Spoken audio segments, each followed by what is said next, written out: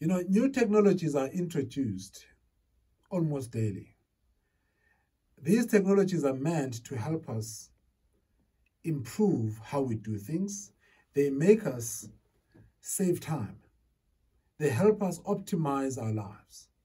Growing up, we used to watch this television and there was no remote control. Everything you had to stand up, go change the channel there, do anything that you want to do. Want to increase the volume, you needed to stand up and go and do that physically.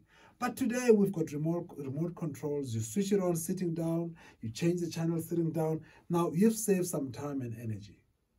So whenever you use a piece of technology to save time, ask yourself this question: how have I used the time that I've saved to improve my life?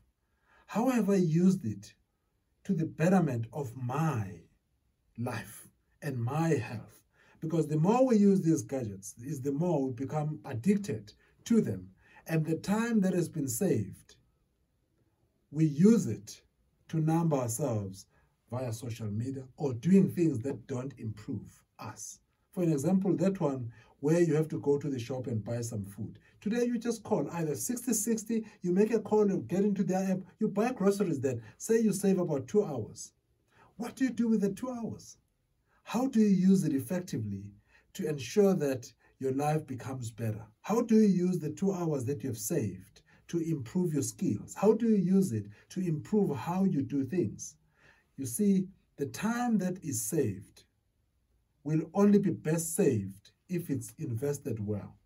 But everyone is talking about living a soft life. Everyone is talking about saving time. They want to work smart, not hard. But if you have learned to work smart or smarter, the question is, what have you done with that time that you have saved from working harder? Have you used it, reinvested it into something that you really wanted to do and that will make you a better person? So it's not just about saving time, only to waste it even more, because you save time from one thing and you take that time and you spend it in front of the television.